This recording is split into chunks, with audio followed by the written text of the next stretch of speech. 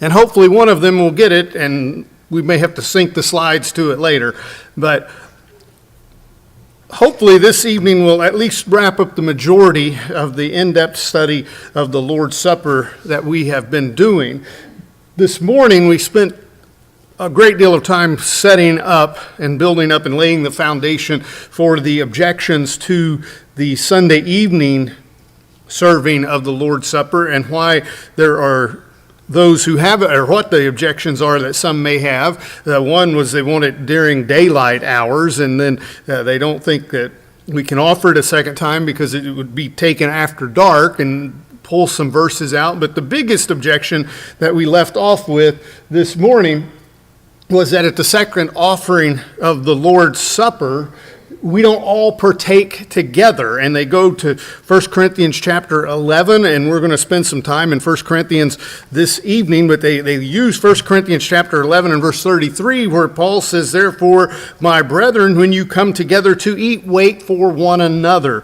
Now, if we look beginning in chapter 1 of 1 Corinthians, they had all kinds of issues and divisions. He starts in verse 10 of chapter 1 saying that I plead with you, brethren, that you all speak the same things. They were all doing something different, and they were causing division. So as he's correcting the problem with the Lord's Supper that they were having in chapter 11, because in other chapters, he's correcting other problems that they're having. In chapter 11, he's dealing with the Lord's Supper, and that's important to look at the context of the entire book, the letter that he has written to them.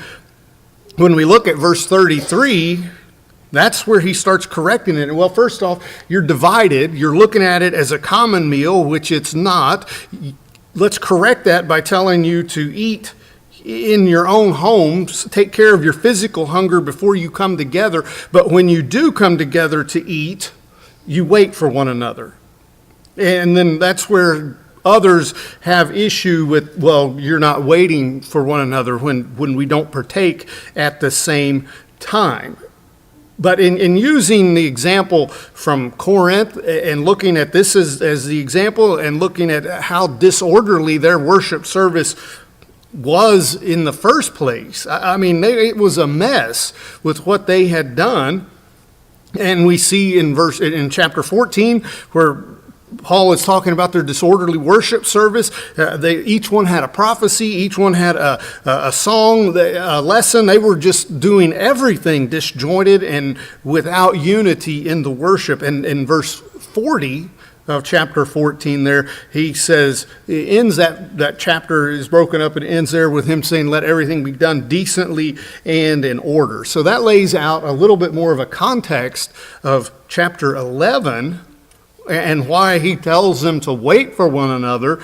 In verse 33 there, wait until you're together to partake in the Lord's Supper. And when you do that, do it decently and in order, and not associating the Lord's Supper with a common meal. That's going to help align our thinking on this and make the scriptures align better with this as we start putting some of these things out here.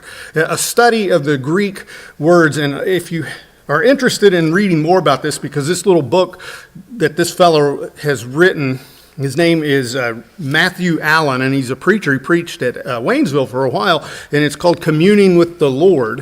And if you're interested in learning more about that, I could share a link with you, or Dad could share a link with you on ordering this book. I took what he said as a man and compared it to the scriptures, but he goes into some very in-depth conversation and thoughts about one cup and about authority and where we get it, and direct authority and indirect authority, and very thorough in how he lays not only this topic out, but just a study in general of the Bible, but in looking at the Greek words here, because again, it's important as we study something to go back and look at the context and look at the meanings of the words and how it was written and how it was translated. Just like breaking bread, we cannot take that every time it appears in the New Testament to mean the Lord's Supper. It will not match up with some of the verses that we looked at where the word breaking bread or the phrase breaking bread was used.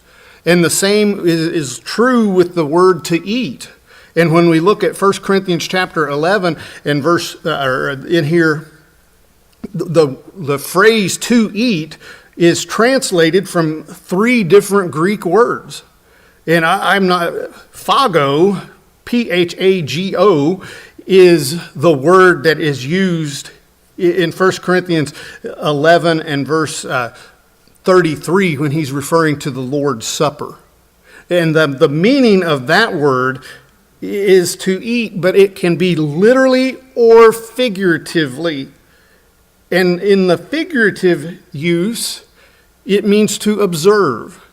So what are you doing? Well, you're coming together to eat, figuratively to observe the Lord's Supper. It is a good way of looking at that word because it was an observance. It was not a common meal. Another word that was used in verse 22, verse 27, verse 29, and verse 34, that word was estio, E-S-T-H-I-O, and that meant literally to eat.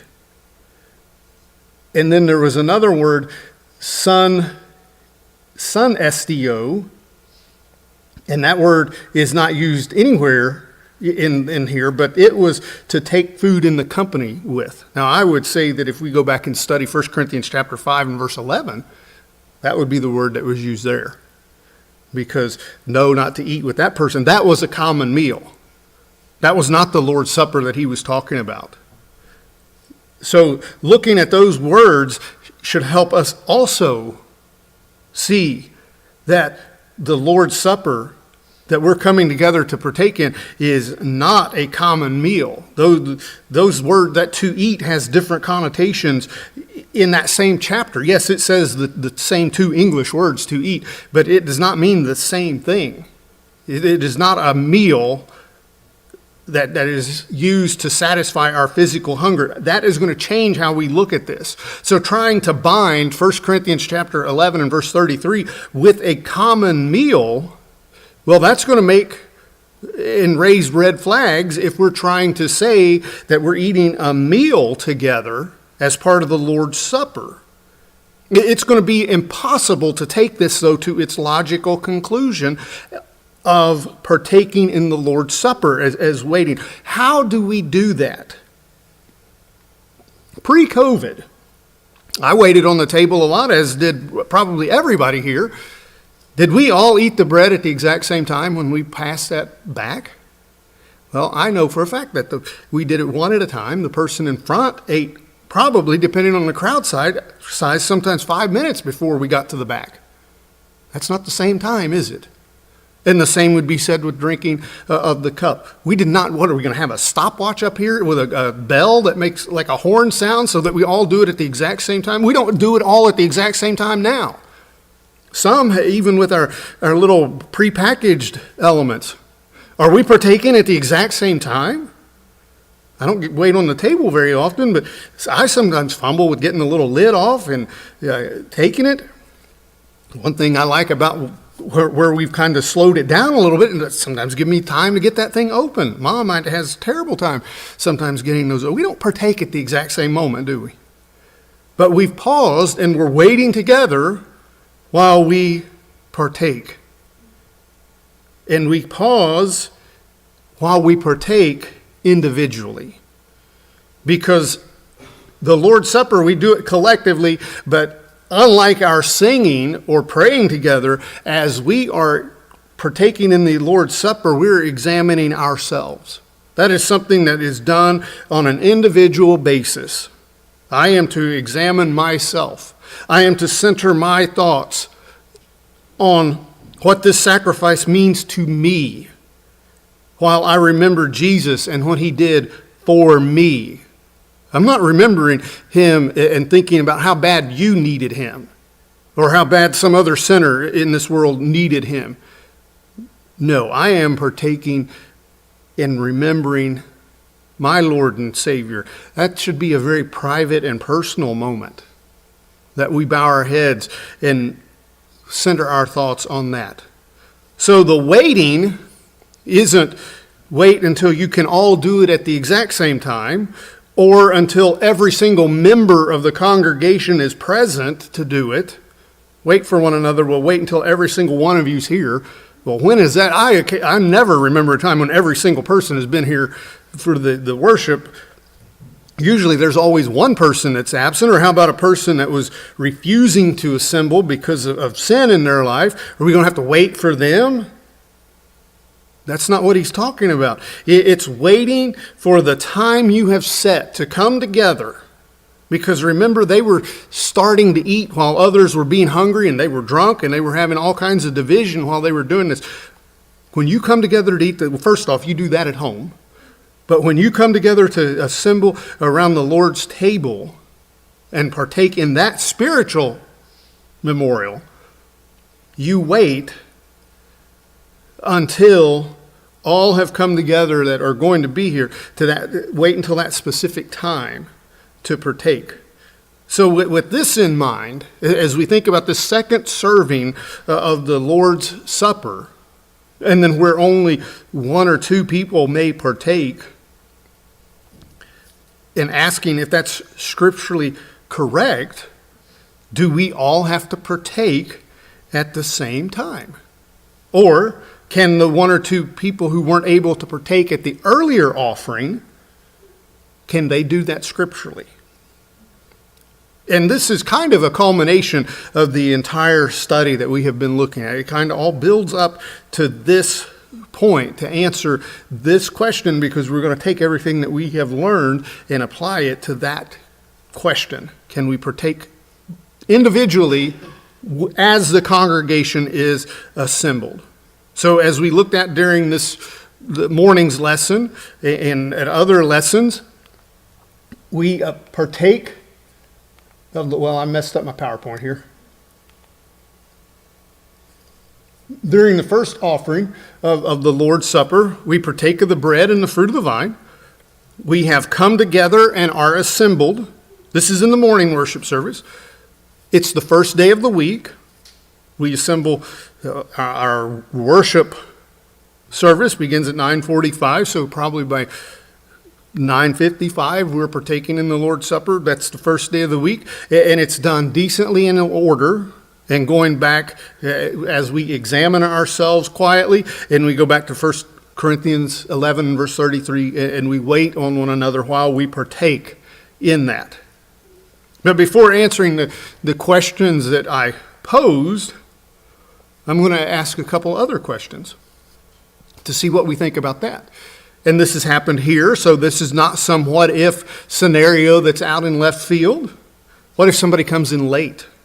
What if we have a member during our Sunday morning worship service? Or what about the coach that came from, where was he from? Oklahoma?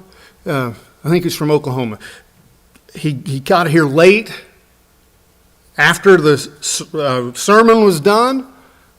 We stopped. Everybody sat still, and we offered that man the communion.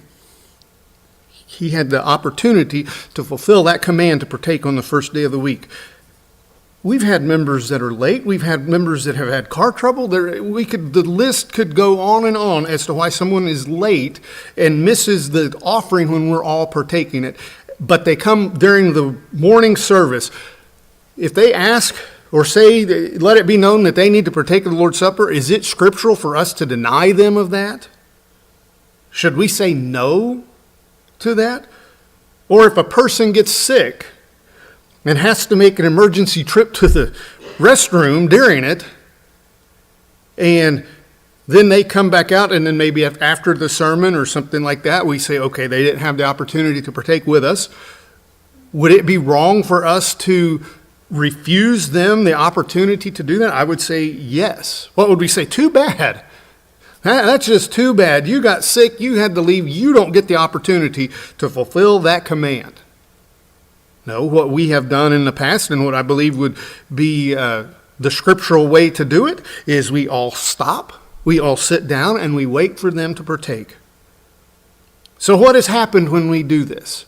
Well, if you look at that, the exact same thing has happened. They partake of the fruit of the vine and the unleavened bread. We are all together and assembled. It's still the first day of the week.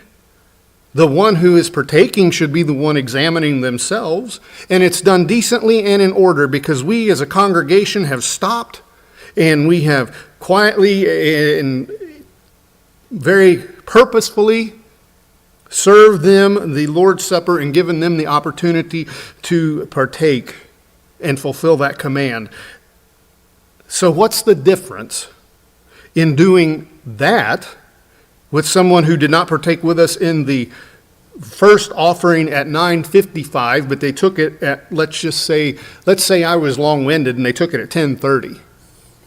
What's the difference in doing that versus an evening worship service at, well, I don't have too many notes tonight, so it'll probably be 7:15.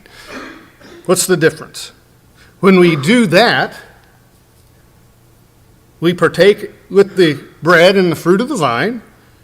We have come together and assembled.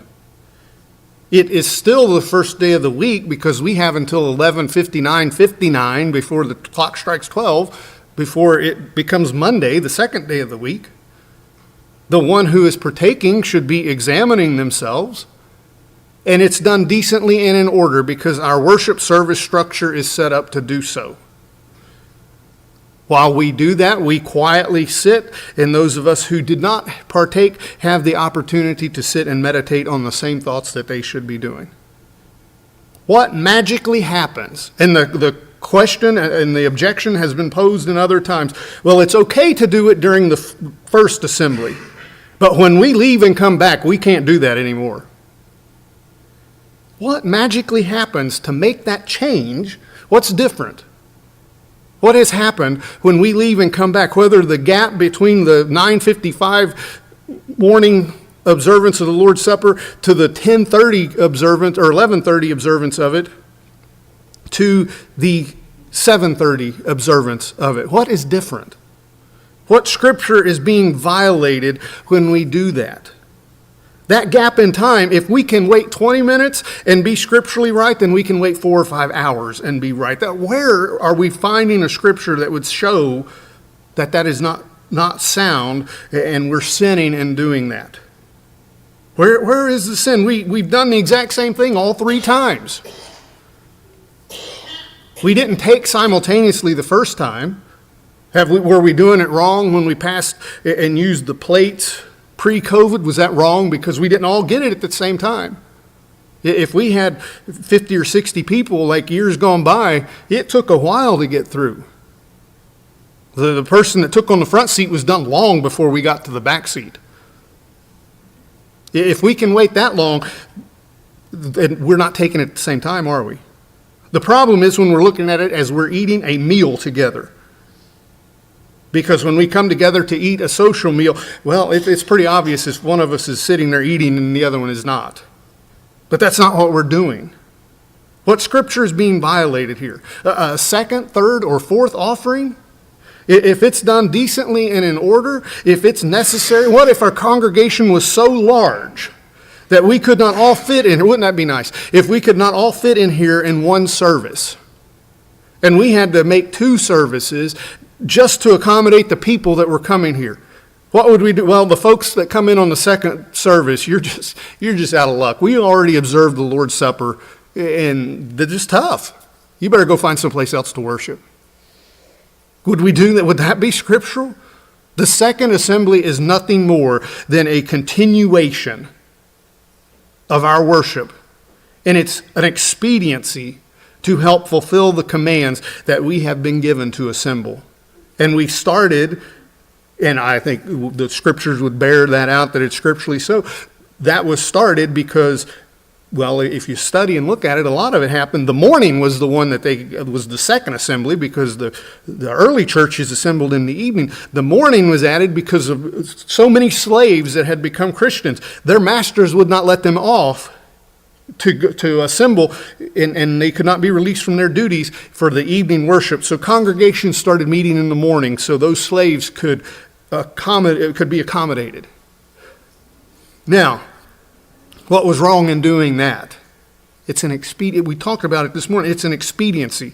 If we had a baker that we had to meet at 3 a.m. to accommodate their schedule, I would be objecting to that for non-scriptural reasons because I didn't want to get out of bed at that hour. But as far as a scriptural reason, what reason would there be for us not to meet at that time of the day? It's a continuation. The second worship, as we look at in Hebrews chapter 13 and verse 15, we are to continually do what we are doing when we come together. In Hebrews chapter 13 and in verse 15, therefore, by him let us continually offer the sacrifice of praise to God, that is the fruit of our lips, giving thanks to his name. Come together and sing.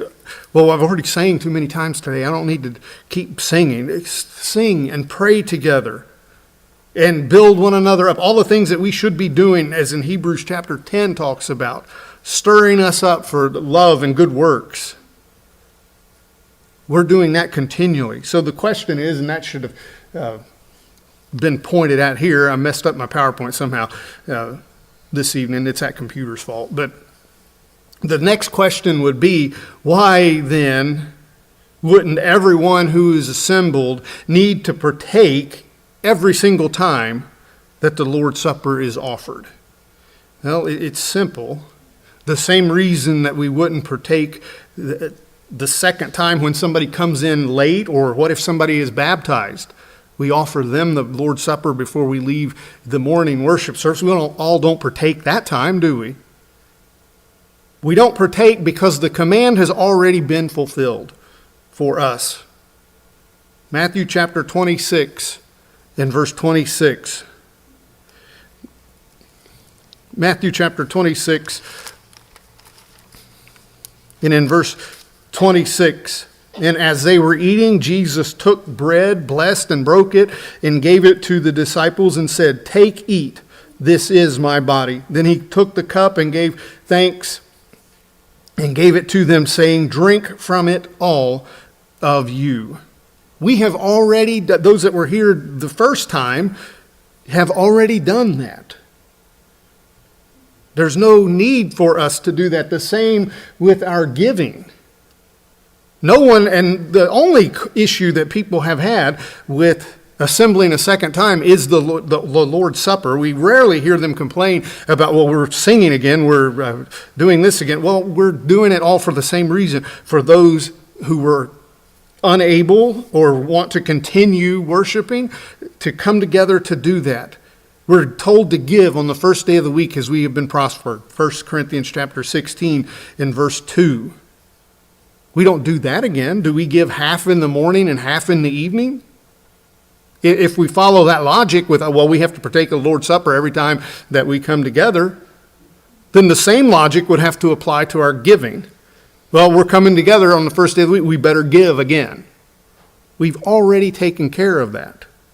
Unless a person prospered really great in the afternoon and wanted to give again, there would be no need for us to do that because we have already done it. It's something that we're commanded to do. We have an obligation to do it, and we've taken care of that when we came together.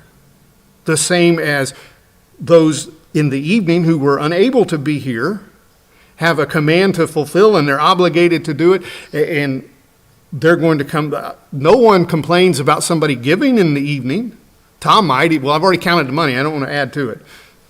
He's never done that. I'm just teasing. But would somebody object to that? They don't have a right to do that. We gave this morning. Do we see the problem with some of this logic here? We could go a little bit deeper into this and look, as this book does, about commands and scriptural authority and that, but we went pretty far down on this subject, looking at some of the objections that people have, some of the division that's being caused. It's being caused because we're not applying the scriptures correctly. Where do we have a right to prohibit someone from fulfilling a command that the Lord has given to us? And that's the question that we're going to leave this with. Because if we are preventing someone from partaking of the Lord's Supper, then I am prohibiting them from obeying God. Because we have been told it is a command that we had the opportunity to fulfill in the morning. Are they just out of luck? Sorry. You can't do it. It's still the first day of the week. We're still assembled. But no, you can't do that. That's what we're saying in essence. But there's no reason for the entire, I guess if a person was felt the need to partake, then they could quietly do that and no one would say anything because it's a personal thing for us to examine ourselves. But it's already been done. We have fulfilled that command. I have really enjoyed looking at this lesson, and I hope you have too. And if there's something that I've not covered or something that we have raised more questions on, then let's get together and let's talk about that and discuss it and study it, and maybe we'll have a couple more lessons on the subject as well. But God expects every Christian to partake of the Lord's Supper on the first day of the week. Who do we have the right to release that from or to prohibit that? We're to examine ourselves as we do that, even with only one or two partaking. And that was something else that you look at. The Lord's Supper is not the only thing that we do when we come together. There's church business that is taken care of. The business of laying by in store, of giving our contribution, the singing, the praying. A person could be here for different reasons. A person could be here because some sin is weighing on their mind and they need to confess that to everyone and they want to talk to everyone about it. We can do that at any point in time, but it's a good time to do that while we're together. Someone, brother or sister, could need to be disciplined. The church has to come together to do that. 1 Corinthians chapter 5. The next time you come together, take care of that. So there's other things that we come together for than just partaking of the Lord's Supper. But where do I have the right to prohibit someone from fulfilling that command? And what an opportunity that is for us who have already fulfilled that command to sit there quietly and reverently and meditate along with them about that great sacrifice once again while they're physically partaking of those emblems. I don't have to physically partake of those emblems to be physically or mentally there with them. I can be there in my spirit because it's not a common meal. It's not satisfying my physical hunger. That's why I don't have to eat again. But spiritually, I can come together with them at the same time while they're doing it and have my thoughts where they should be and on again. This is not some physical meal that's going to satisfy our hunger that we need to eat again. And that's what happens when we start trying to make it, the Lord's Supper, something that it is not. And that's why the scriptures won't align when we do that. Because we're turning it into something that God has not given us authority to do. Now, Lord willing, next Sunday we're done with the in-depth part, but we're going to look at what the Lord's Supper says when we partake of it. And again, if we have questions or some thought that you would like to discuss further, then let's do that on this subject. But it's an important subject because it's an opportunity where we come together to commune with the Lord and to remember that great sacrifice that was made on our behalf. So it's a time that should be taken very serious and very solemnly. So if you're subject to the Lord's invitation in any way, if there's anything that is amiss in your life that you